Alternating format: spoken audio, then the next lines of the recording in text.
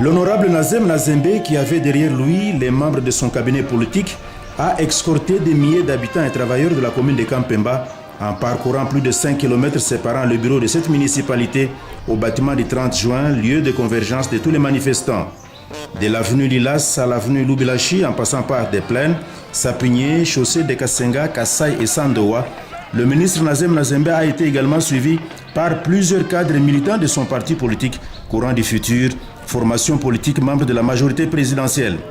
Ayant toujours prôné la tenue du dialogue national, cadre propice pour la résolution de nos différends en vue d'un avenir meilleur de la République démocratique du Congo, Nazem Nazembe a prouvé une fois de plus sa foi en l'avenir de la RDC et le soutien au chef de l'État, Joseph Kabila Kabange, artisan de la paix.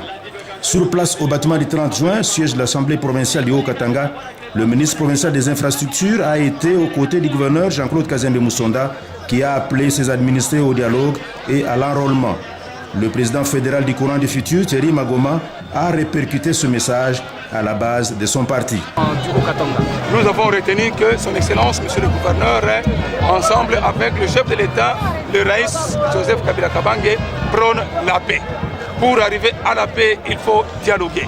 Et à la fin du dialogue, nous allons organiser les élections libres, démocratiques et transparentes, acceptables à tous. En fait, le Courant du Futur est un parti politique qui fait partie de la majorité présidentielle. Nous avons eu l'appel de son Excellence le gouverneur de province qui a tenu une réunion juste la veille pour que chaque parti puisse sensibiliser, mobiliser ses bases, ses troupes, afin que la journée d'aujourd'hui soit une réussite.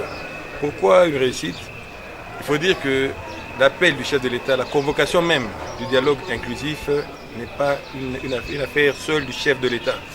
Cela implique l'apport de chaque Congolais et le Courant du Futur ne voulait pas rester en reste.